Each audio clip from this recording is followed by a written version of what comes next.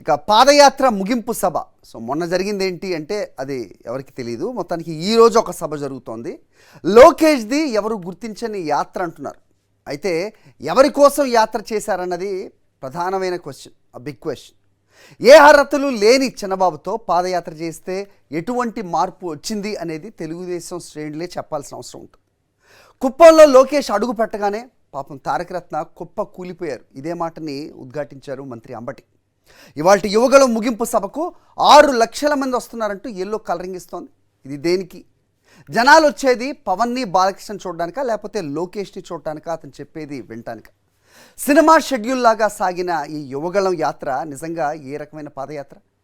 YS Jaganmohan Reddy చేసిన పాదయాత్రను beat చేస్తామంటూ ముందుగా ప్రకటించిన ఆయన 3100 కిలోమీటర్లు మాత్రమే, మళ్ళీ బ్రాకెట్లో నిజంగా అది నడిచారా లేదా, ఎప్పుడు ఎక్కడ నడిచారు అనేది 52 రోజుల గ్యాప్ తర్వాత జరిగింది. కాబట్టి ఈ విరామాన్నే ప్రజలు కీన్గా గమనిస్తున్నారు. ఓకే, నిజంగా నడుచుంటే 3100కి ఆపేసి మరి ఇక వైఎస్ జగన్ పాదయాత్రని బీట్ చేసే పరిస్థితి ఇక ఇప్పట్లో ఉండదు అనేది మరోసారి నిరూపితమైంది.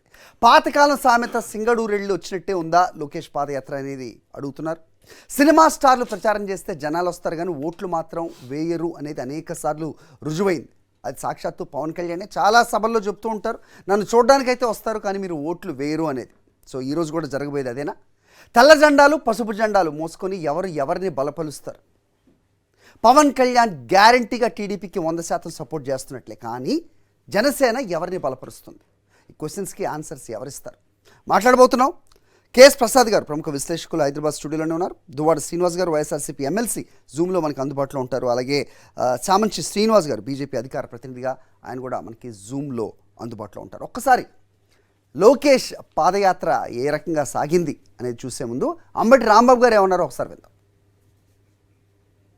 పవన్ కళ్యాణ్ గారికి నోట్లు, సీట్లు 2 కావాలి, 2 మాట్లాడుకున్నారు.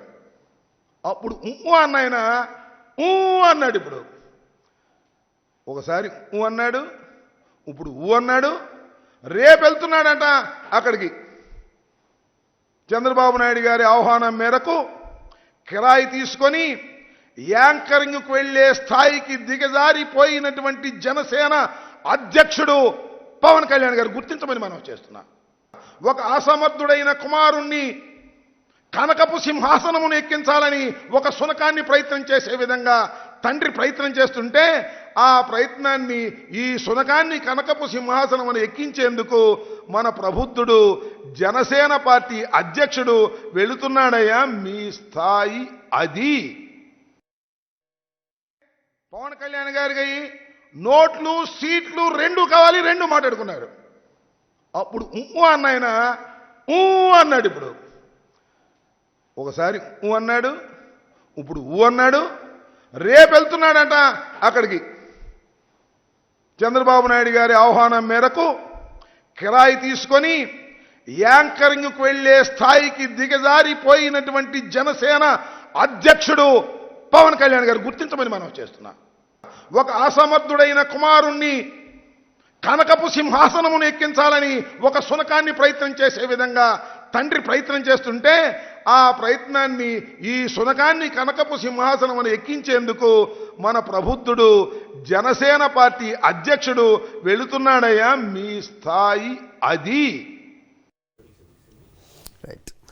అంటారా అని ఇంకా ఒక మీమాంస అయితే కొనసాగుతుంది. ఎందుకంటే గత వారంలో జరిగిన పరిణామాలు చూసుకుంటే కనుక ఈయన సభకి వస్తారా లేదా, వస్తే ఎందుకు వస్తున్నారు, రాకపోతే ఎందుకు రారు అనేది మొత్తం సర్వత్రా రాష్ట్రం మొత్తం కూడా ఒక చర్చ అయితే జరుగుతున్న పరిస్థితి మనం చూస్తున్నాం. అయితే మొత్తానికి ఇప్పుడు లేటెస్ట్ ఈ నిమిషం వరకు ఉన్న అప్డేట్ అయితే కనుక అతను సభకు వస్తున్నారు. మరి ఎవరి గురించి మాట్లాడతారు వచ్చి? సో లోకేష్ సక్సెస్ గురించి మాట్లాడతారా? సక్సెస్ అయితే ఏ రకంగా సక్సెస్ అయినట్టు? సో ఇటు బాలకృష్ణతో కలిసి పవన్ కళ్యాణ్ లోకేష్ని బలపరుస్తున్నట్టయితే జనసేన దీన్ని మొత్తాన్ని ఏ రకంగా చూస్తుంది? మాట్లాడదాం. కేఎస్ ప్రసాద్ గారు ఉన్నారు, అనలిస్ట్. అలాగే దువ్వాడ శ్రీనివాస్ గారు వైఎస్ఆర్సీపీ ఎమ్మెల్సీ మనకి జూమ్లో అందుబాటులో ఉన్నారు. అలాగే సామంచి శ్రీనివాస్ గారు బీజేపీ అధికార ప్రతినిధిగా మనకి జూమ్లోనే అందుబాటులో ఉన్నారు. సార్, కేఎస్ ప్రసాద్ గారు ముందుగా చెప్పండి. సో మొత్తానికి ఈరోజు ఇంతకుముందు మంత్రి అంబటి రాంబాబు గారు చెప్పినట్టు అంటావా అనే పాటని తలపించినట్టుగా జరుగుతున్న పరిణామాల్లో మొత్తానికి జనసేనాని ఈరోజు సభకి హాజరవుతున్నారు. అయితే ఈ సభకు వచ్చి ఇప్పుడు పాదయాత్ర చేసిన లోకేష్ బాబుని ఏ రకంగా వీళ్ళు చూపించాలి, ప్రజలు దీన్ని ఏ విధంగా చూడాలి, ముఖ్యంగా జన సైనికులు, కార్యకర్తలు ఏ రకంగా దీన్ని చూడాలి, ఏం జరగబోతుంది? ఇక్కడ ముందుగా సాక్షి ప్రేక్షకులకు నమస్కారం, అలాగే ప్యానల్లో ఉన్న పెద్దలకి మీకు కూడా నమస్తే అండి. 400 రోజులు 4000 కిలోమీటర్లు ఏం చేశారు? 220 మీరు చెప్తుంది అదే 226 రోజులు కుదించారు, మధ్యలో 52 రోజులు మానేశారు. ఈ ఓవరాల్గా వీళ్ళు పెట్టుకున్న క్యాలిక్యులేషన్ చూసుకున్నా సరే ఇక్కడికి 2260 కిలోమీటర్లు అవ్వాలి అగ్రిగేట్ తీసుకుంటే, బట్ 3100 వచ్చింది. ఇది ఎక్కడి నుంచి వచ్చిందో ఒకటి. రెండోది, ప్రతి పాదయాత్రకి ఒక జస్టిఫికేషన్ ఉంటుంది. ఎందుకు, ఏమిటి, ఎలా నల్ల సినిమా డైలాగ్లో దేనికి చేశారో చెప్పమంటే, మనం గత చర్చల్లో చర్చించుకున్నాం, ఒక నాయకుడు ఖచ్చితంగా కేడర్ని ప్రభావితం చేయడానికి పాదయాత్ర ఉంటుంది. ఏం ప్రభావితం అయ్యారు? యువగళం. ఎక్కడైనా యువకుడు జాయిన్ అయిన ఉదంతం చూసామా? గతంలో జగన్మోహన్ రెడ్డి గారి పాదయాత్ర ప్రభావం, ఓ బైరెడ్డి జాయిన్ అయిన ఉదంతాలు చూసాం. అలా ఎంతోమంది ప్రభావితమైన వ్యక్తులను చూసాం. ఓ జగన్మోహన్ రెడ్డి గారు ఇక్కడ ఎక్కడైనా చూసాం మనం? ఇది ఒకటి తెలుసుకోవాలి ఫస్ట్. రెండోది,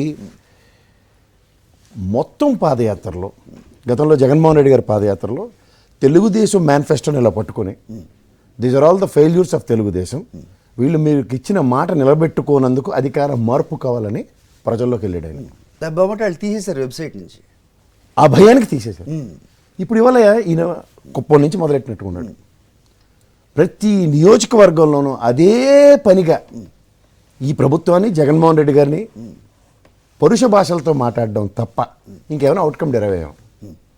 ఒక స్థానిక సమస్య ఈ నియోజకవర్గంలో ఉదాహరణకి సంక్షేమం అందిన ఈ ఒక ప్రాంతానికి, అందని ప్రజలకి తరఫున మేమున్నాం అన్నది ఎక్కడైనా మీరు మాట్లాడిన ఉదంతం మాట్లాడతారా? ఎందుకంటే ఒక బైబిల్, ఖురాన్ అండ్ భగవద్గీతతో పోల్చే ఒక మేనిఫెస్టోని ప్రజలకి చేర్చే విధానంలో ఈ ప్రభుత్వ కొలమానం అన్నది ఆధారపడి ఉంటుంది. The success story of this particular government in a span of almost 4 years 8 monthsలో 2,43,700 కోట్ల సంక్షేమం అన్నది ప్రజలకు అందించిన దానికి ప్రత్యక్షంగా డీబీటీ పద్ధతిలో ఇది జవాబుదారీతనం అంటారు. బట్ ఇక్కడికి వచ్చేసరికల్లా ఏం చేశారు అన్నదానికి ఏమైనా సమాధానం ఉందా?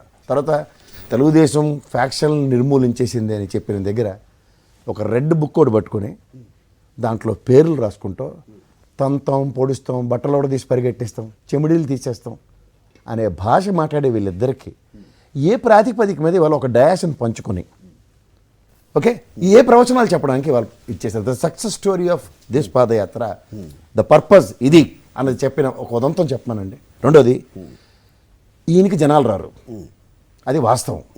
ఈ పాదయాత్రల నిడువులో ఎక్కడ కూడా అక్కడ కొన్ని నియోజకవర్గాలు టచ్ అయినందుకు మొహం చూపించడానికి వచ్చినట్టుకున్నారా కృష్ణానది బ్యారేజ్ మీద జనాలు అడవడి. అది తప్ప ఇంకెక్కడైనా నేనైతే పెయిడ్ ఆర్టిస్టులు తప్ప మామూలు వాళ్ళు ఎవరు కనబడలేదు నాకు. అంటే స్వచ్ఛందంగా తరలి వచ్చినంత. ఇది బల్ల మీద నిలబెట్టి మాట్లాడినా, లారీ మీద నిలబెట్టి మాట్లాడినా, ఎక్కడ నిలబెట్టి మాట్లాడేవి ఈ ప్రభుత్వాన్ని అండ్ ముఖ్యంగా జగన్మోహన్ రెడ్డి గారిని తిట్టడానికి తప్ప. అండ్ లోపల ఇన్హెరెంట్గా ఉన్న భావాలు, అంటే నేను ఇందాక నేను చెప్తుంది ఏంటంటే ఫ్యాక్షన్ భావాలు అన్నవి ప్రజలను ఏదో ఉద్ధరించి ఊళ్ళి వెళ్ళడానికి సప్రెస్ చేసుకుంటూ వీళ్ళ దగ్గరికి రానప్పుడు, అంటే అధికారం అన్నదానికి కేవలం అధికారమే పరమావధిగా వీళ్ళిద్దరూ చేస్తున్న ఒక రాక్షస ప్రజాస్వామ్య క్రియను గమనించమనండి ప్రజలు. ఎంతసేపు వీళ్ళకి అధికారమే పరమావధి. ఇప్పుడు వీళ్ళిద్దరు కామన్ ఎజెండా ఏముంటుంది? ఇప్పుడు ఈ ప్రభుత్వం దించేయాలి. ఎందుకు? ప్రజల తరఫున, ప్రజల కోసం, ప్రజల చేత, ప్రజల వలన ఉన్న ప్రజాస్వామ్యంలో ప్రజల సంక్షేమం కావాలి అన్నది. మీరు కొన్ని పాదయాత్రలని కంక్లూజన్స్ చూసుకుందాం. ఇప్పుడు రాజశేఖర రెడ్డి గారి పాదయాత్ర ఉంది. ఆ మహానుభావుడు పాదయాత్రతో చెల్లించిపోయి ప్రజల యొక్క స్థితిగతులను ప్రభావితం చేసే బుల్లెట్ పాయింట్స్ తీసుకున్నాడు. ఒక ఆరోగ్యశ్రీ కానీ, లేదంటే ఫీజు రీంబర్స్మెంట్ కానీ, లేకపోతే ఉచిత కరెంట్ కానీ, ఇలాంటివి ప్రభావితమైన అంశాలు. అవన్నీ ఆయన మానస పుత్రికలు అంటారు. So where it comes to Jaganmohan Reddy గారు పరిస్థితులను చూశాడు, ప్రభావితం అయ్యాడు. ఈ సంక్షేమం చేయకపోతే ఈ రాష్ట్రం నేను ముందుకు తీసుకెళ్ళలేను, ఈ ప్రజలకి పట్టిన అన్నం ఉంటేనే కానీ తర్వాత జరిగే పరిణామాలు మన వల్ల కాదు అని ఎప్పుడైతే అవగతమైన ఒక పాదయాత్ర ప్రజానాయకుడిని ఆవిష్కరిస్తుంది. ఆ ఆవిష్కరణకు ఇచ్చిన జగన్మోహన్ రెడ్డి గారు చేసిన నెక్స్ట్ స్టెప్ ఏంటంటే ద కన్సాక్యూటివ్ 4 years 8 months ఈ టెన్యూర్లో సక్సెస్ఫుల్లీ గివెన్ త్రూ డీబీటీ. ఇది ఏంటంటే చరిత్రలో ఒక 5-10% మిరాకల్స్ అనుకుంటున్న దగ్గర the success story is more than 90% as far as సంక్షేమం ఈజ్ కన్సర్న్. అండ్ ఇవాళ మీకు ప్రతి దానికి ఒక బెంచ్ మార్క్ ఉంది. ఆ బెంచ్ మార్క్ ఏది? నాన్నగారిది ఆరోగ్యశ్రీ అలాంటివి ఏవైతే ఉన్నాయో, ఈయన నవరత్నాలతో ప్రజలని నేను పరిరక్షించుకుంటుని ఒత్తిడిలో పెట్టుకుంటున్న విధానాన్ని ప్రజలకు పరిచయం చేయగలిగాడు. సో ఇప్పుడు ఈ పాదయాత్ర అవుట్కమ్ దేనికి అంటే కేవలం అధికారాన్ని మార్చి మాకు అధికారం కట్టబెట్టండి, ఎందుకంటే మా స్వార్థ ప్రయోజనాలు పరిరక్షించుకోవడానికి అన్న సారాంశంతో తప్ప. ఇవాళ మీకు మన తెలంగాణలో బట్టి విక్రమార్క గారి పాదయాత్రలు చూసాం.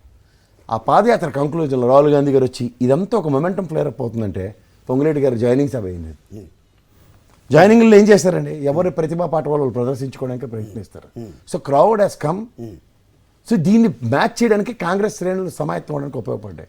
బట్ ఇక్కడ అక్కడికి రాని పొత్తు కోసం కేవలం బట్ అది ఆప్టిక్ గానే బాగుంది కదా, అంటే బట్టి పాదయాత్ర చేసుకుంటూ ఆ ముగింపు సభకి రావటం అనేది ఇక్కడ వరకు నడిచొచ్చారు. మొన్న అయిపోయింది అన్నారు, వైజాగ్లో ఏదో పెట్టారు, మళ్ళీ ఈ రోజు సభ అంటున్నారు. దీనికి బాలకృష్ణ, అలాగే బాలకృష్ణ గారు, పవన్ కళ్యాణ్ వీళ్ళందరూ రావడం అంటే ఎవరిని చూడడానికి క్రౌడ్ వస్తారు అనేది మీరే చెప్పాలి. సినిమా స్టార్కి అది ఇమేజ్ ఉంటుందా లేదా అని. ఇప్పుడు ఆల్రెడీ తెలిసింది ఏంటంటే క్రౌడ్ పుల్లర్ పవన్ కళ్యాణ్ గారు. ఆయనంతా ఆయన ఒప్పుకున్నాడు, నా సభలకి తండోపతండాలుగా జనాలు వస్తారు కానీ ఆవిడ ఓటు వేయడని.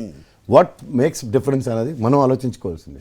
What is the primary motto and purpose అన్న దగ్గర మోటో లేని పాదయాత్ర, పర్పస్ లేని జన సమీకరణ. క్రిటిసిజం అయితే చేశారు సార్ మీరు, అంటే విమర్శలు చేస్తారు, ఒక్కటి కూడా ప్లస్ పాయింట్ లేదా ఈయన పాదయాత్రలో? ఏది చెప్పమనండి సార్, ఇవాళ నేను సింపుల్ లాజిస్టిక్స్ చెప్తాను మీకు. ఒక రాయలసీమ డిక్లరేషన్ ఇచ్చాడు ఈయన without his father's precedence, party అధ్యక్షుడు లేకుండా, దానికి శాంక్చుయిటీ లేకుండా వాళ్ళ నాన్నగారు మినీ మేనిఫెస్టోని మహానాడులో ప్రదర్శించారు. అంటే ఏంటది ఉద్దేశం? కాంట్రడిక్షన్ కదా. ఇప్పుడు ఆయన ఏదైతే చూసి చెల్లించి ప్రభావితమై రాయలసీమ డిక్లరేషన్ అన్న దగ్గర దానికి శాంక్చుయిటీ ఎక్కడ ఉంది?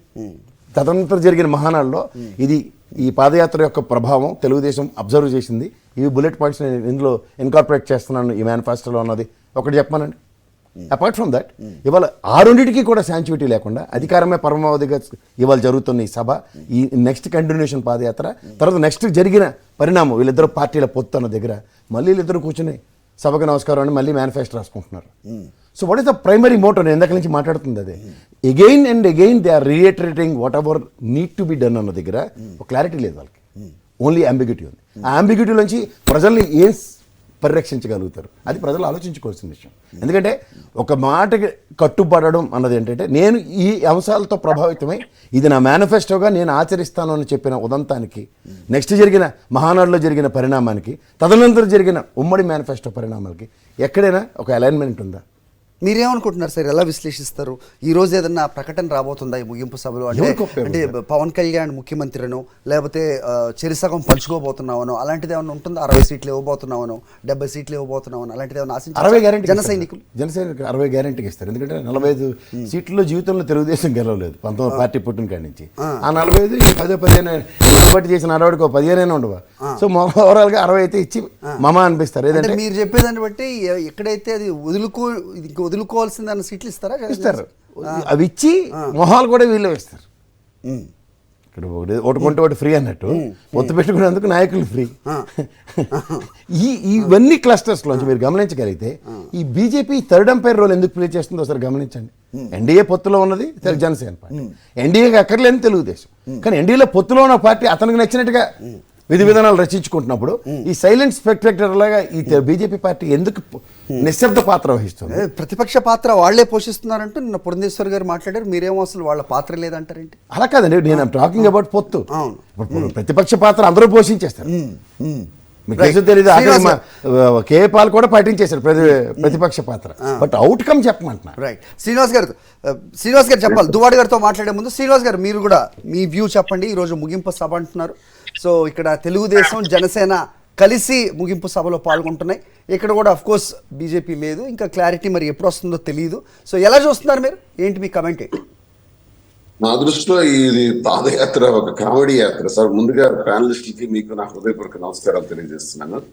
ఇది ఒక కామెడీ యాత్రగా నేనైతే అబ్జర్వ్ చేశాను. ఎందుకంటే నేను రాజశేఖర రెడ్డి గారి పాదయాత్ర చూశాను, ఆయనతో నడిచాను.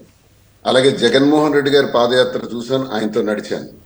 నేను ఒక సందర్భంలో పర్సనల్ గా ఒక పొలిటికల్ ఇష్యూ వచ్చి టెక్కల్ నియోజకవర్గంలో 4 మండలాలు నేను పాదయాత్ర చేశాను 42 రోజుల పాటు.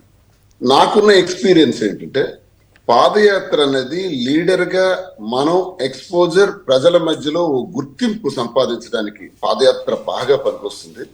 ప్రజల్లో ఉన్న సమస్యలు ఏంటి, అసలు ప్రజలు ఏ స్థితిలో ఉన్నారు, వాళ్ళ అవసరాలు ఏంటి, వాళ్ళ రోడ్లు ఏంటి, వాళ్ళ వీధులు ఏంటి, వాళ్ళ గ్రామాలు ఏంటి, వాళ్ళ మనసులో భావాలు ఏంటి అనేది స్పష్టంగా మనకు అర్థం కావాలంటే పాదయాత్ర ఒక కీలకమైనటువంటి పాత్ర పోషిస్తుంది సార్. మరింకోటి ఏంటంటే ప్రజలకు కూడా పాదయాత్ర చేసుకుని వచ్చాడు, నడుచుకుంటా మమ్మల్ని చూడటానికి వచ్చాడని ప్రజల్లో కూడా ఒక నమ్మకాన్ని కలిగిస్తుంది సార్ మన పట్ల, లీడర్ పట్ల. ఇది పాదయాత్ర అంటే. పాదయాత్ర అన్నది దండి ద్వారా మహాత్మా గాంధీ గారు ప్రారంభించిన దగ్గర నుంచి ఇప్పటి వరకు చూసుకుంటే చాలా మంది పాదయాత్రలు చేశారు. పాదయాత్ర అన్నది చాలా పవిత్రమైనది. ఆ పాదయాత్ర ద్వారా మనం సాధించగలిగినవి ప్రజల తాలూకా మనోభావాలు, అలాగే ప్రజలు కూడా ఒక నమ్మకం, ఇవన్నీ ఉంటాయి. నేను అబ్జర్వ్ చేసింది ఇంత నీచమైన పాదయాత్ర, ఇంత కామెడీ షో, ఇలాంటి షో నేను ఎప్పుడూ చూడలేదు. ఇది ఒక రౌడీ యాత్ర అని కూడా అనొచ్చు. ఎందుకంటే కేఎస్ ప్రసాద్ గారు చెప్పినట్టు పాదయాత్ర నువ్వు ప్రారంభించి ఒక్కసారి రివ్యూ చేసుకుంటే ఏం సాధించాడు లోకేష్? ఒక మంచి మాట చెప్పాడా? జగన్మోహన్ రెడ్డి గారు పాదయాత్రలో చిత్తూరు నుంచి ఇడుపులపాయ నుంచి ఇచ్చాపురం వరకు చేసిన పాదయాత్రలో చాలా సమస్యలు చూశాను. నేను ఆయన పక్కన నడిచేటప్పుడు చాలా రోజులు నేను చూశాను. ఆయన చూసిన ప్రతి ఒక్క సమస్యను కూడా ఒక టీం ఆయన వెనుకుండేది. ఆ టీం మొత్తం రికార్డు చేసుకుంటే సార్ కూడా జగన్మోహన్ రెడ్డి గారు బాగా అర్థం చేసుకొని, ఓహో ఇది సమస్య, నేను అధికారంలోకి వస్తే ఈ సమస్యను పరిష్కారం చేయాలి, పరిష్కార మార్గం ఏంటి, దీని బడ్జెట్ ఏంటి, ఈ సమస్య ఎలాంటి మంది, ఎంతమందికి ఉంది, ఎవరెవరికి ఉంది, దీన్ని ఎలా పరిష్కరించాలని కొన్ని లక్షల సమస్యలను ఆయన కళ్ళతో చూచి విన్నారు. విన్న ప్రతి ఒక్క సమస్యని నవరత్నాలు అని పేరు పెట్టారు. నవరత్నాలు అంటే అర్థం ఏంటి తెలుసా సార్? నవరత్నాలు అంటే పేదవాడి ఆర్తనాదాలు, పేదవాడి గుండె బాధ. ఆ చెప్పుకున్నటువంటి సమస్యలన్నీ కూడా నవరత్నాల్లో పెట్టి ముఖ్యమంత్రి అయిన తర్వాత నవరత్నాలని అమలు చేయటానికి ప్రత్యేకమైన ప్రాధాన్యత ఇస్తూ 4,20,000 కోట్ల వరకు ఈ రోజు నిధులు దానికి వాలంటీర్ సిస్టమ్ ద్వారా, అలాగే సచివాలయ వ్యవస్థ ద్వారా 75 ఏళ్ల చరిత్రలో ఎప్పుడు కని విని ఎరుగని రీతిలో ప్రభుత్వ పథకాలన్నీ కూడా గడప గడపకి అవినీతి లేకుండా రాజకీయాలకు అతీతంగా ఇవ్వాలి అన్న కాన్సెప్ట్ ఆయనకి ఎప్పుడు అర్థమైందంటే ప్రజల్లో నడిచినప్పుడు అర్థమైంది, ప్రజల్లో చూసినప్పుడు అర్థమైంది. ఇది పాదయాత్ర తాలూకా ప్రతిఫలాలంటే. అంటే ఒక నాయకుడిగా జగన్మోహన్ రెడ్డి గారు, వైఎస్ రాజశేఖర రెడ్డి గారి అబ్బాయిగా ఆయన ప్రజల్లో వైఎస్ జగన్మోహన్ రెడ్డిగా elevation, at the same time YS Jaganmohan Reddy garu వచ్చేటప్పుడు మా బాధ వింటారన్న ప్రజల్లో నమ్మకం. మూడో పాయింట్ ఏంటంటే ప్రజలు నమ్ముకున్నటువంటి ప్రతి విషయాన్ని, విన్నటువంటి ప్రజల ద్వారా తెలుసుకున్న ప్రతి విషయాన్ని కూడా అమలు చేసే విధానం. ఇది ఆయన ముఖ్యమంత్రి అయిన తర్వాత చేసిన దానిలో ప్రజలు ఈరోజు సంతృప్తిగా ఉన్నారు. ఇది పాదయాత్ర ప్రతిఫలం అని నేను ఖచ్చితంగా చెప్పగలను. మరి ఈరోజు లోకేష్ పాదయాత్ర ఏది? ఎక్కడైనా ఒక ప్రభుత్వ పథకం గురించో, ఆ ప్రభుత్వ పథకంలో ఉండే లోపాల గురించో ప్రతిపక్ష పాత్ర అంటే అర్థం ఏంటి సార్? ప్రతి ప్రభుత్వం చేస్తున్నటువంటి ప్రతి పని మీద కూడా తన కామెంట్ చెప్పాలి. ఈ కార్యక్రమం, ఈ ప్రభుత్వ పథకం నిర్వహిస్తున్న దానిలో ఈ లోపాలు ఉన్నాయి, ఇవి సరిదిద్దాలి. మా ప్రభుత్వం వస్తే మేము ఇది చేస్తాం, మేము ఇది అమలు చేస్తాం, మేము ఈ మేలు చేస్తాం అని చెప్పాల్సింది చెబుతున్నారు కదా సార్. మా ప్రభుత్వం దువ్వాడు గారు చెప్తున్నారు కదా, వాళ్ళు ఇంగ్లీష్ మీడియం స్కూల్ వద్దన్నారు, జాబ్ క్యాలెండర్ ఏదన్నారు, సో పోలవరం గురించి మాట్లాడారు, ఇవన్నీ మాట్లాడుతూనే ఉన్నారుగా. చెప్తున్నాను. అందుకే కదా సార్ సంఘ విద్రోహక శక్తిగా ఉందా పాదయాత్ర? సంఘ విద్రోహక శక్తులు, ఒక రౌడీ యాత్ర నేను అందుకే చెప్పాను. ఒక గూండా, ఒక దుర్మార్గుడు, ఒక నీచుడు చేసినటువంటి పాదయాత్రగా దీన్ని చిత్రీకరించవచ్చు. నువ్వెక్కడైనా సరే ప్రజలకు మద్దతుగా మాట్లాడినావా? మేము అధికారంలోకి వస్తే రెడ్ బుక్ పెట్టాం, రెడ్ బుక్ లో పేరు పెట్టి మీ అంతు తేలుస్తాం, రెడ్ బుక్ లో పేర్లు పెట్టి అంతు తేల్చే కార్యక్రమానిక మీరు అధికారంలోకి రావాలి? మీరు అధికారంలోకి వస్తే వైసీపీ నాయకుల్ని జైల్లో వేయించి కొట్టి ఈడ్చి కొట్టించడానిక మీరు అధికారంలోకి మీకు ప్రజలు ఇవ్వాలి? మీరు అధికారంలోకి వస్తే వైసీపీ వాళ్ళ మీద పగ తీర్చుకుంటామంటేనే ప్రజలు మీకు గెలిపించాలా? మరి ప్రజల గురించి మీరు మాట్లాడరా? మీరేం చేస్తారో చెప్పరా? ఎంతసేపు మమ్మల్ని టార్గెట్ చేసే మాటలేనా? ఏం చేస్తారు? రెడ్ బుక్లు రాసి ఏం చేస్తారు? ఈ రెడ్ బుక్లు, ఈ గ్రీన్ బుక్లు ఇవన్నీ మేము చూసి వచ్చిన వాళ్ళమే కదా. మా వైసీపీలో ఎవరికి అనుభవం తక్కువ ఉంది? అందరం కూడా ప్రతిపక్ష పాత్రలు 5 సంవత్సరాలు, 10 సంవత్సరాలు, 15 సంవత్సరాలు పోషించి వచ్చిన వాళ్ళమే. నువ్వు ఎవడవి లఫ్ట్ గడివి ఈ రోజు వచ్చి రెడ్ బుక్ అని చెప్తావు? రెడ్ బుక్ సాధించావా? పాదయాత్రలో ఈ లఫ్ట్ గడి సాధించింది ఏంటంటే రెడ్ బుక్ సారాంశం ఏంటంటే అంతు తేల్చడం, మరి రోడ్ల మీద పరిగెట్టించడం, కడ్రాయిలతో నడిపించడం, జైల్లో పెట్టించడం. ఇది వీడు సాధించినటువంటి పాదయాత్ర ఘన చరిత్ర. గతి లేక తెలంగాణలో జనసేన సైనికులు కూడా కార్యకర్తలు కూడా ఒకసారి ఆలోచించాలి. పవన్ కళ్యాణ్ ని తెలంగాణలో అడ్రస్ లేకుండా కనీస స్థాయిలో సపోర్ట్ ఇవ్వకుండా ప్రయత్నించింది ఎవరు? చంద్రబాబు నాయుడే కదా. మరి పవన్ కళ్యాణ్ పోటీ చేసే స్థానాలకి చంద్రబాబు నాయుడు సహకరించినప్పుడు చంద్రబాబు నాయుడు కాంగ్రెస్ కు చేస్తాడట, పవన్ కళ్యాణ్ బీజేపీతో ఉంటాడట. ఆంధ్రప్రదేశ్ కు వస్తే పవన్ కళ్యాణ్ ఇక్కడ మళ్ళీ తెలుగుదేశంతో ఉంటాడట. మళ్ళీ ముగ్గురు కలిసి బీజేపీ కాళ్ళు పట్టుకోవడానికి ప్రయత్నం చేస్తారట. ఏంటి వ్యభిచారం? ఏంటి వ్యభిచార రాజకీయాలు? సిగ్గు లజ్జ సరం ఉందా వీళ్ళకి? ఏ నిర్ణయాలు వాళ్ళు చెప్తారో చెప్పండి. ఏ నిర్ణయం గురించి మాట్లాడతారో చెప్పండి సార్. వాళ్ళకేమైనా ఇంగితం పనిచేస్తుందా? ప్రజల ముందు ఇంత కామెడీ షో చేస్తారా? తిప్పి తిప్పి కొడతారు. చూడండి, ఈ రోజు నేను చెప్తున్నాను, పాదయాత్రలో మీకు ఇంకో విషయం కూడా చెప్తున్నాను. పవన్ కళ్యాణ్ కూడా ఒక పెద్ద జఫాగాడు. అలాంటి మాటలు వదిలేండి. ఈ రోజు మనం చూస్తున్నాం పవన్ కళ్యాణ్ సార్. నాకు ఒకసారి చెప్పండి సార్. అయ్యా, మా ముఖ్యమంత్రి గారిని ఇష్టానుసారంగా మాట్లాడేటప్పుడు నేనేదో ఒక మాట అంటే మీరు అలా మాట్లాడకూడదు అంటే ఊరుకోను నేను. ఎందుకంటే మాకు అలాగే దుర్భాషలాడారండి. జగన్ జగన్ జగన్ అనేటప్పుడు నేను ఊరుకుంటాను అనుకుంటున్నారా?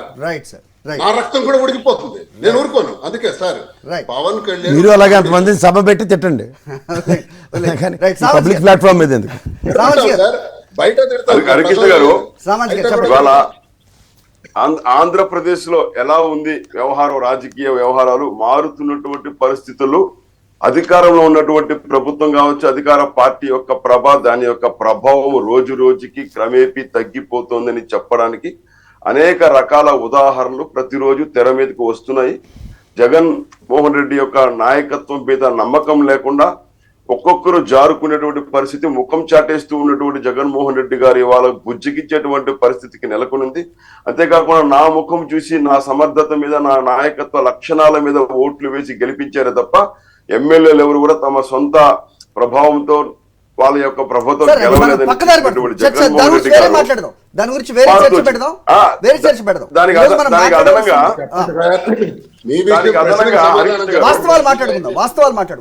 వాస్తవాలే సాక్షులు అన్ని నిజాలు మాట్లాడుకుందాం.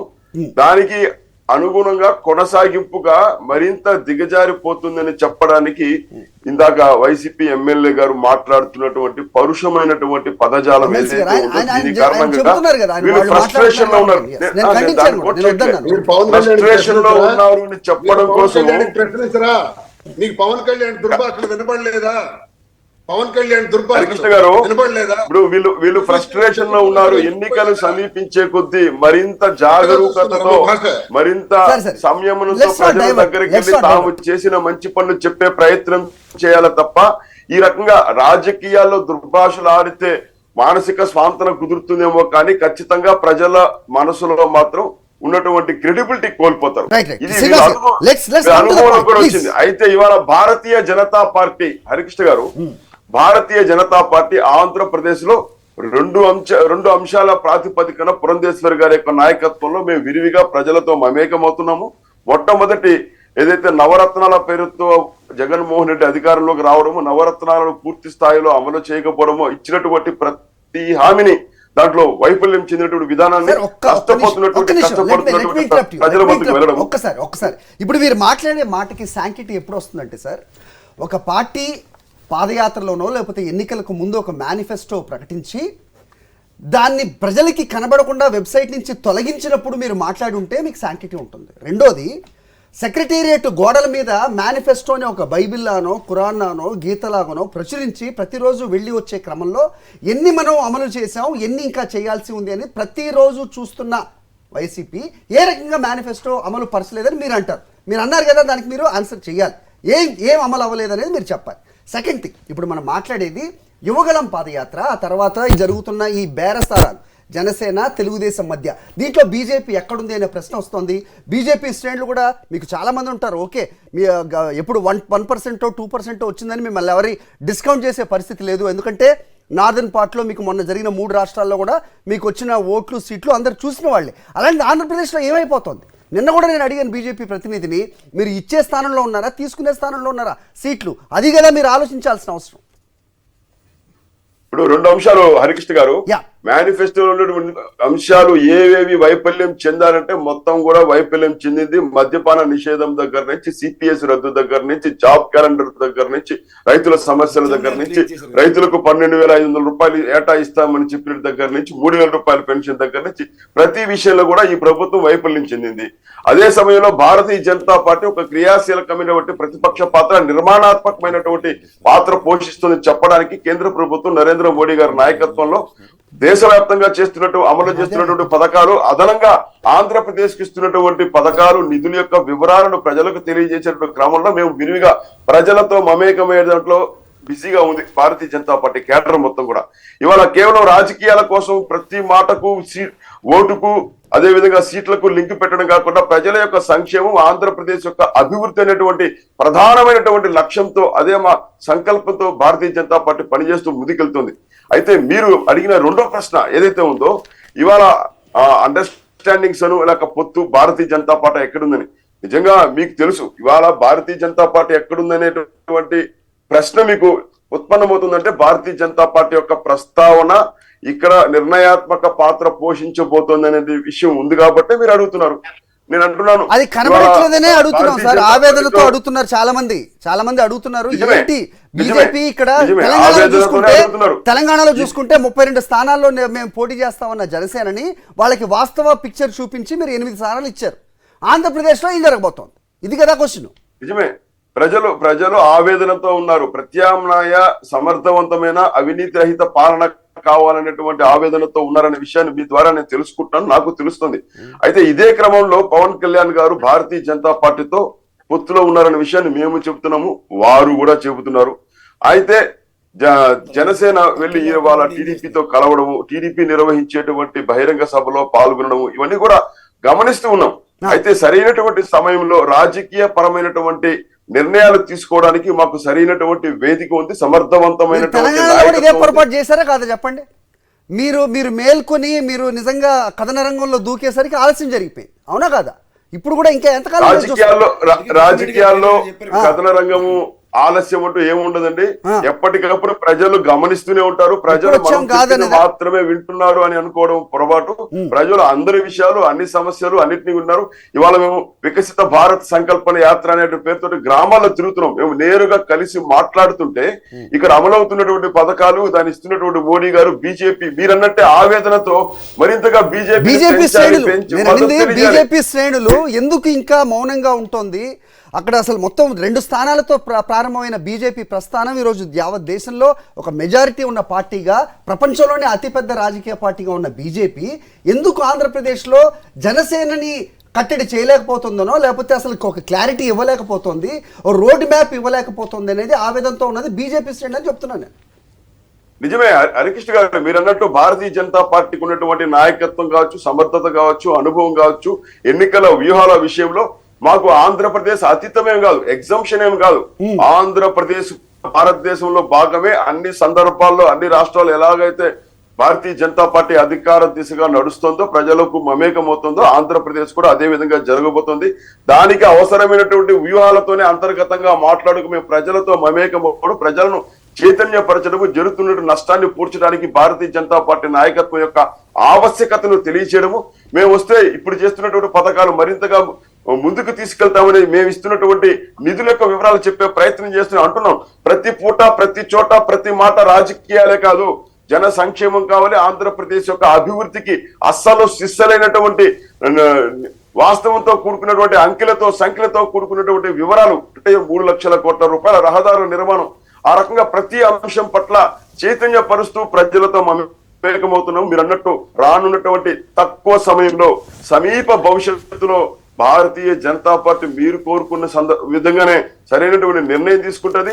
ప్రజలు మీరు అనుకున్నట్టు ఏదైతే ఆవేదన చెందుతున్నారో ఆ ఆవేదన చెందకుండా ప్రజలకు స్వాంతన కూరుస్తూ ప్రజల పక్షాన నిలబడి ప్రజల కోసం భారతీయ జనతా పార్టీ నిర్ణయం తీసుకుంటారు. ప్రసాద్ గారితో మాట్లాడే ముందు ఇంకొక ప్రశ్న కూడా సమాధానం చెప్పాలి. మీరు ఇచ్చే స్థానంలో ఉన్నారా, తీసుకునే స్థానంలో ఉన్నదానికి అది మీరు ఆన్సర్ చేయలేదు. సో ఏ రకంగా ఉంటుంది? నిర్ణయాత్మక శక్తిలా ఉంటుందా, లేకపోతే వాళ్ళిద్దరి పొత్తులో మీకు ఎన్ని సీట్లు ఇస్తారో మీరు వెయిట్ చేస్తూ ఉండే పరిస్థితి ఏదైనా ఉంటుందా అంటే ఏం చెప్తారు? ఖచ్చితంగా మీరు గతంలో చూసాం, కేఎస్ ప్రసాద్ గారికి తెలుసు, మీకు కూడా తెలుసు, బీజేపీ నాయకత్వం నడ్డా గారు, మోడీ గారు, అమిత్ షా గారు తీసుకునేటువంటి నిర్ణయాలు ఎలా ఉంటాయి, దాని యొక్క పర్యవసానం ఎలా ఉంటుందని మనం అందరూ కూడా చూస్తూనే ఉన్నాము. ఖచ్చితంగా మనం ఊహించిన దానికంటే కూడా మరింత మేలైనటువంటి నిర్ణయమే ఉంటుంది. ఆంధ్రప్రదేశ్ కు ఉపయుక్తమైన నిర్ణయమే ఉంటుంది. ఖచ్చితంగా ఆ నిర్ణయాన్ని రెండో ప్రత్యామ్నాయంగా ఉంటారా, అసలు ఆ లిస్ట్ లో ఉండదా బీజేపీ అనేది కొంతమంది అడుగుతూ ఉంటారు. దానికి కూడా సమాధానం చెప్పండి. ఖచ్చితంగా ప్రధాన ప్రతిపక్షంగా రెండవ ప్రత్యామ్నాయ రాజకీయ శక్తిగా భారతీయ జనతా పార్టీ ఆవిష్కరించబోతోంది. ఖచ్చితంగా మీరు అనుకున్నట్టు ఏదైతే ఇతర రాష్ట్రాల్లో, ఉత్తరాది రాష్ట్రాల్లో బలపడుతూ అధికారంలో ఉన్నటువంటి భారతీయ జనతా పార్టీ మాకు దక్షిణాది ఎగ్జంప్షన్ కాదని ఇటీవల అమిత్ షా గారు ఒక 2 రోజుల క్రితం ఒక టీవీ ఇంటర్వ్యూలో చెప్పారు. అత్యుత్తమ ఈ వేరియేషన్ ఏదైతే ఉందో అది తప్పు. ఖచ్చితంగా మాకు భారతీయ జనతా పార్టీ దక్షిణ భారతదేశంలో కూడా బలపడుతుంది. ఆ దిశగా మేము ముందుకెళ్తున్నాము. ఆంధ్రప్రదేశ్ లో కూడా ఖచ్చితంగా రానున్నటువంటి సమయంలో సరైన నిర్ణయం తీసుకుంటాము. బీజేపీని ప్రజలు ఆదరిస్తారు. మీరు అనుకున్నట్టు ఈ పొత్తులు ఇవన్నీ కూడా అండర్స్టాండింగ్స్ అవసరాల కోసం, కేవలం రాజకీయ అవసరాల కోసం తీసుకునే నిర్ణయాలు కాదు, ప్రజల అవసరం కోసం మాత్రమే బీజేపీ నిర్ణయం. ఐడియల్ సిచ్యువేషన్ ప్రజల అవసరం కోసం పొత్తులు ఉండాలి అనేది ప్రజలు గమనిస్తారు. కేవలం రాజకీయ ఉద్దేశాలతో ఒకళ్ళని దించాలనో లేకపోతే ఒకళ్ళ మీద ప్రతీకార చర్యకు పూనుకోవాలనో అవకాశం ఇవ్వండి అంటే గనక ఎలాంటి తీర్పిస్తారో మనం వేచి చూడాల్సిన అవసరం కూడా ఖచ్చితంగా ఉంటుంది. ఒక్కసారి మనం యువకుల గురించి మాట్లాడుతున్నాం కాబట్టి పాదయాత్ర మొదలైనప్పటి నుంచి ఇప్పుడు జరగబోతున్న తంతు వరకు కూడా ఒక్కసారి బ్రీఫ్గా చూద్దాం, క్రిస్ప్గా ఒక మాంటేజ్లో మనం చూద్దాం. సో అది చూసి మళ్ళీ ప్రసాద్ గారితో మాట్లాడదాం. Let's play it please. మళ్ళీ చెప్తున్నాను, మొబిలైజేషన్ బాగా చేయాలి. అందులో మహిళలకు బాగా చేస్తే మహిళలకి ఇబ్బంది పెద్దని పోలీసులు ఎన్కౌంటర్ చేస్తున్నారు. నాకు చాలా మంది ఫోన్లు చేసి, ఏం సార్ ఇంతకంటే పెద్ద ఇష్యూ ఏముంది మీ పార్టీకి, కనీసం ఇక్కడ మొబిలైజేషన్ లేదని చాలా మంది అవుటర్స్ ఫోన్ చేస్తుంటే కొద్దిగా బాధ అనిపించింది. అందుకే ఈ కాన్ఫరెన్స్ తీసుకున్నాను.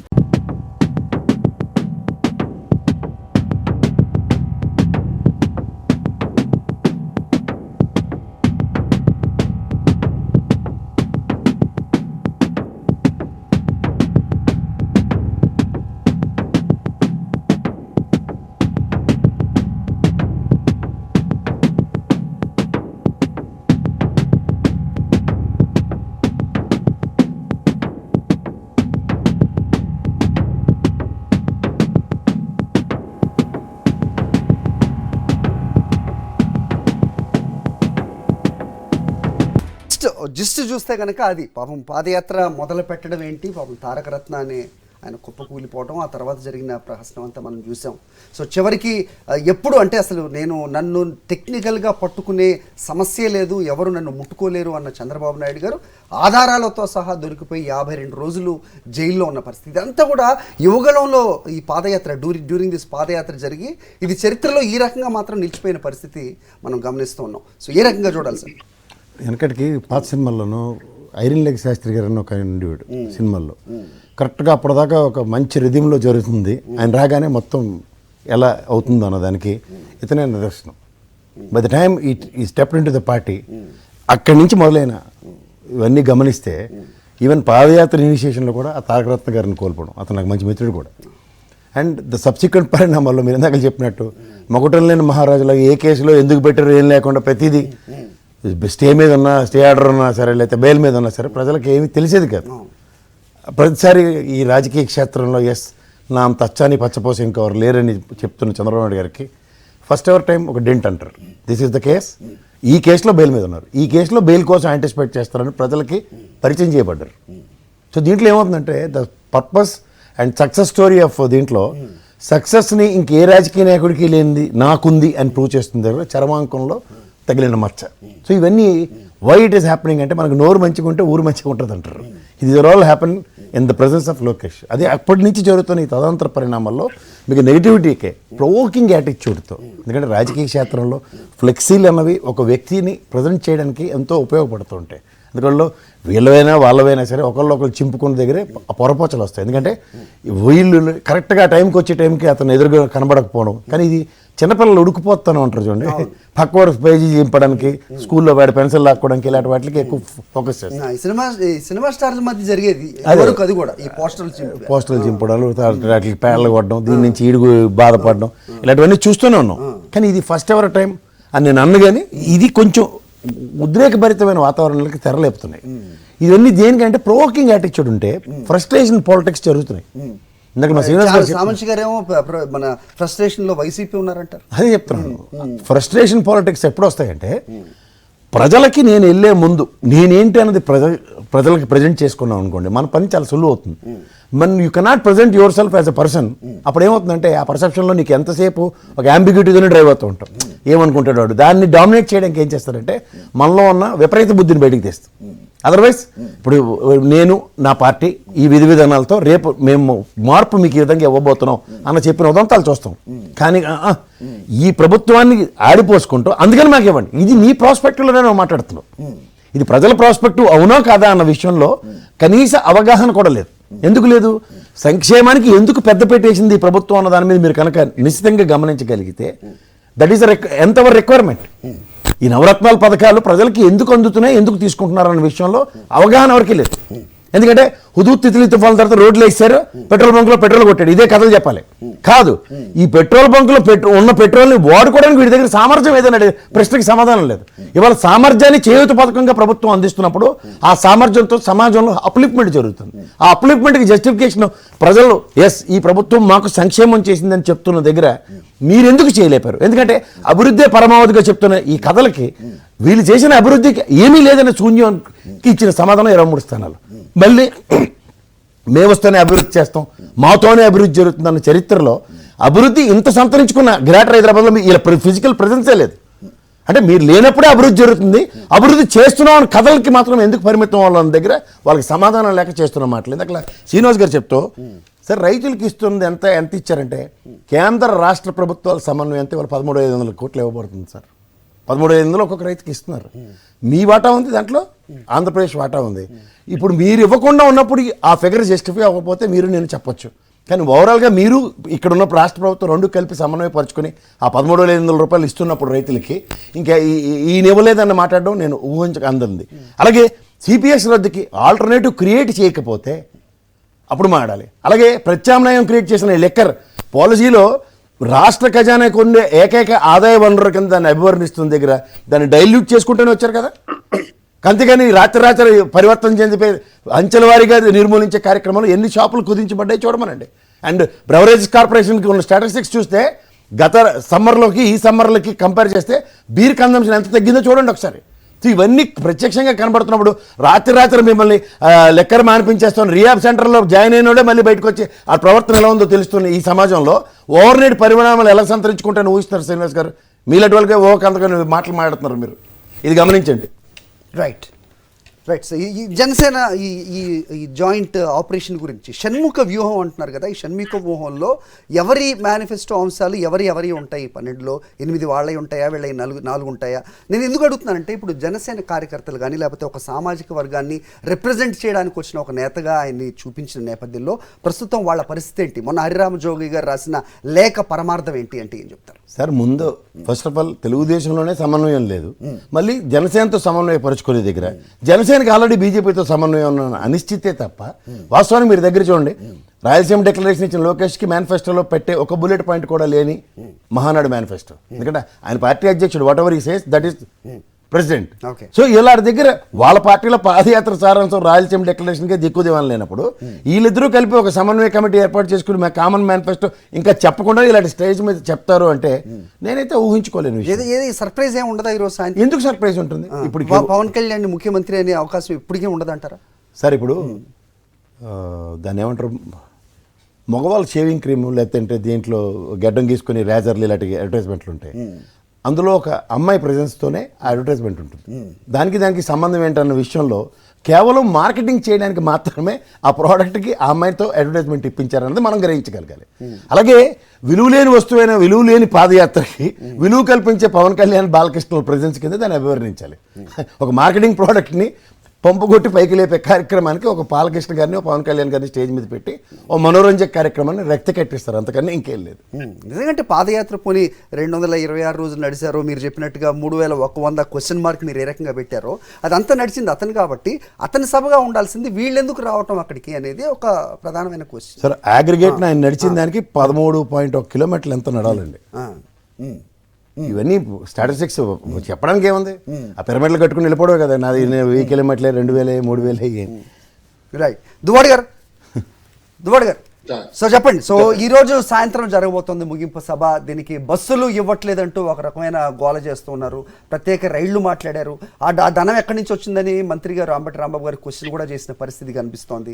సో ఏంటి 6 లక్షల మంది వస్తున్నారని చెప్తున్నారు, ఏ రకంగా మీరు చూస్తోంది? అంటే ఉత్తర ఆంధ్రాలో తెలుగుదేశంకి కొద్ది గొప్ప ఏదన్నా ఉంటే ఫేస్ సేవింగ్ ఓట్లు అక్కడే ఉంటాయి, వాళ్ళందరినీ చూపించి మమ్మల్ని ఇన్సెక్యూరిటీకి గురి చేసే ప్రయత్నం ఒకటి జరుగుతోంది అనేది కొంతమంది విశ్లేషకులు చెప్తున్నారు.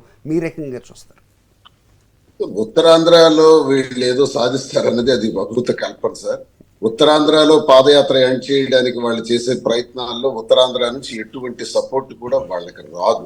ఎందుకంటే లోకేష్ పాదయాత్ర ఎప్పుడైతే పవన్ కళ్యాణ్ బాలకృష్ణని రప్పించుకుంటున్నాడో అప్పుడే అతను ఎంత పేలవంగా ఎండ్ చేయగలుగుతున్నాడో, కంక్లూడ్ చేయగలుగుతున్నాడు అనేది అర్థమైంది. ఒకటి, ఉత్తరాంధ్ర గురించి మాట్లాడే అర్హత ఆ పాదయాత్రలో వాళ్ళకి లేదు. ఎందుకంటే చంద్రబాబు నాయుడు కూడా ఉత్తరాంధ్ర వరకు రాకుండా విశాఖపట్నంలో పాదయాత్రను పూర్తి చేశాడు. అతను కూడా బస్సు ఎక్కి దిగి, బస్సు ఎక్కి నడిచి, బస్సు దిగి మళ్ళీ నడిచి, ఇలా రకరకాలుగా చేసి పాదయాత్ర పూర్తి చేశాడు. అలాగే లోకేష్ కూడా ఎప్పుడు వీళ్ళు మా శ్రీకాకుళం కానీ విజయనగరం కానీ విశాఖపట్నం వరకు టచ్ చేసి అలా వెనక్కిపోతారు. అంటే ఉత్తరాంధ్ర అంటే బాగా వాళ్ళకి ఒళ్ళు మొత్తం ఎక్కువ, మేమంటే బాగా వ్యతిరేకత భావం ఎక్కువ. నెల్లిమర్ల గేట్ అంటే భయమేమో, నెల్లిమర్ల గేట్ అంటే భయం కాబోలు. ఎప్పుడు రారు సార్, ఎప్పుడు మా ప్రాంతానికి వాళ్ళు రారు. దాన్ని బట్టే మీకు అర్థం అవుతుంది. నెల్లిమర్ల గేట్ దాటిన ప్రధానమంత్రులు కానీ ముఖ్యమంత్రులు కానీ మిగలలేదు చరిత్రలో, అందుకని ఆ ఊరికి వెళ్ళరు. ప్రసాదరావు గారు అలా చెప్తారు, మీరు జగన్మోహన్ రెడ్డి గారు వచ్చారు, రాజశేఖర రెడ్డి గారు వచ్చారు. ప్రజలతో పనిచేయడం వేరు సార్. రైట్. మొత్తానికి ఈ రోజు ముగింపు సభ. ఈ పాదయాత్ర గురించి వాళ్ళు డబ్బులు బాగా ఖర్చు పెట్టి దోపిడీ చేసిన ధనాన్నంతా కూడా ఈరోజు ఖర్చు పెట్టి జనాన్ని మొబిలైజ్ చేయాలనుకుని ఎత్తుగడలు చేస్తున్నారు. ఈ పాదయాత్ర కంక్లూడింగ్ మీటింగ్ కూడా అట్టర్ ఫ్లాప్. 6 లక్షలు అన్నది అభూత కల్పన. 6 లక్షలు కాదు, మహా అయితే ఒక 25,000 30,000 మంది వస్తే గొప్ప. విపరీతమైన గ్యాదరింగ్ చేయడానికి చాలా ప్రయత్నాలు చేస్తున్నారు. ఎవరు అక్కడికి రారు. ఆ జన సైనికులే వచ్చి కొంతమంది చేరొచ్చు. వాళ్ళకి వీళ్ళకి సంబంధం ఉండదు. వాళ్ళు రోడ్ల మీద కొట్టుకుంటారు, నియోజకవర్గ స్థాయిలో కొట్టుకుంటారు. వాళ్ళు ఒకవేళ పవన్ కళ్యాణ్ వెళ్ళి లోకేష్ తాలూకా ఊడిగం చేస్తామన్నా జనసేన కార్యకర్తలు కింద కలవరు. ఎందుకంటే ఇది మనం చూసిందే గతంలో. చిరంజీవి గారు కాంగ్రెస్ పార్టీలో కలిపేస్తున్నారు ప్రజారాజ్యం. ఏమైంది ఆ రోజు చిరంజీవి గారి తాలూకా అభిమానుల తాలూకా పరిస్థితి, వాళ్ళ ఉనికి, వాళ్ళు ఎక్కడున్నారు? అసలు కాంగ్రెస్ కి ఏమైనా మేలు జరిగిందా? ఇప్పుడు అంతే. అలాగే పవన్ కళ్యాణ్ వచ్చి జనసేనని తెలుగుదేశంలో కలిపి తెలుగుదేశం కార్యకర్తగా మారిపోయినాడు. పవన్ కళ్యాణ్ కలిసిపోయినంత మాత్రాన గ్రామ స్థాయిలో గాని, వార్డు స్థాయిలో గాని, గ్రౌండ్ లెవెల్లో ఎవ్వరు కూడా తెలుగుదేశం పార్టీతో చేయి కలపరు. ఇక్కడ పవన్ కళ్యాణ్ చేసిన మిస్టేక్ ఏంటంటే వ్యక్తిగతంగా పోటీ చేయవలసి. అలా చేయకుండా ఎప్పుడైతే మరి చంద్రబాబు నాయుడు బట్టలు ఎదుగుతాను, లోకేష్ షూ పాలిష్ చేస్తాను అనుకుంటున్నాడు, అక్కడతో పవన్ కళ్యాణ్ ఖతం. నిద్రపోలే కదా మీరు. రైట్. సామర్జీ గారు కంక్లూడ్ చేద్దాం చెప్పండి సార్. సో చంద్రబాబు నాయుడుకి మద్దతే కాకుండా ఈరోజు లోకేష్ ఏదంటే అది సరైన స్థాయికి వచ్చిన మీ పార్ట్నర్ జనసేనాని ఏ విధంగా మీరు చూస్తున్నారు? కంక్లూడ్ చేద్దాం సార్. మీరు ఇందాక చెప్పినట్టుగా సరైన సమయంలో సరైన నిర్ణయం వస్తుందా, అది ఎప్పుడు వస్తుంది, ఎప్పుడు రాబోతుంది అంటే చెప్పండి. కంక్లూడ్ చేద్దాం, సమయం ఇచ్చిపోయింది ప్లీజ్. చాలా తొందరలోనే ఉంటుంది. మీ అనుమానాలు, మీ ఏదైతే ప్రశ్నలు వేస్తున్నారో వాటన్నిటికి కూడా సరైనటువంటి అయితే కేఎస్ ప్రసాద్ గారు ఇందాక ఆయన అధికార పార్టీ నిర్ణయాలను సమర్థించడం నేను తప్పుపట్టును ఆయన అభిప్రాయం. అయితే అలాంటి కేఎస్ ప్రసాద్ లాంటి వ్యక్తి కూడా ఇవాళ మద్యం పాలసీని సమర్థిస్తూ మాట్లాడుతుంటే బాధాకరంగా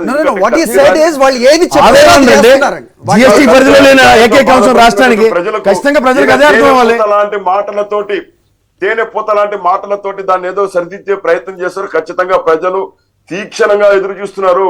ఖచ్చితంగా ఈ మద్యం పాలసీ కారణంగా జరుగుతున్నటువంటి అవినీతి అవినీతి ఏం లేదు. అవినీతి ఎలా జరుగుతుంది? అవినీతి ఎలా జరుగుతుంది?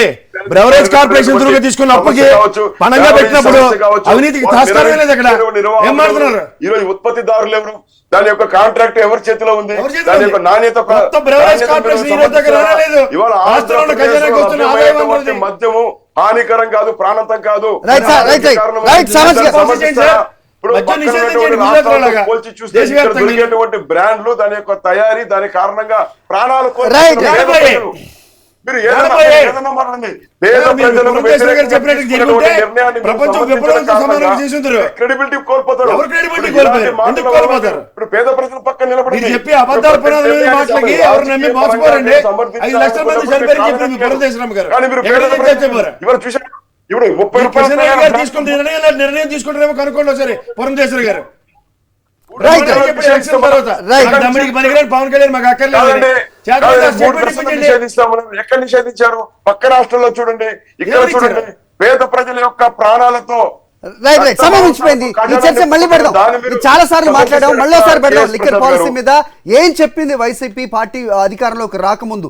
మద్య నిషేధాన్ని అంచెలంచెలుగా ఏ రకంగా తగ్గిస్తాం, వినియోగం ఏ విధంగా తగ్గిస్తాం, ఒక సామాన్యుడికి మద్యాన్ని ఏ రకంగా దూరం చేస్తాం అనేది చెప్పిందే వాళ్ళు చేస్తున్నారా, చెప్పిన దానికి విరుద్ధంగా ఏదైనా చేస్తున్నారా అనేది ఇంకోసారి చర్చిద్దాం. థ్యాంక్ యూ అండి చర్చలో పాల్గొన్నందుకు పెద్దలందరూ కూడా. ఇది వాళ్ళ 4th ఎస్టేట్.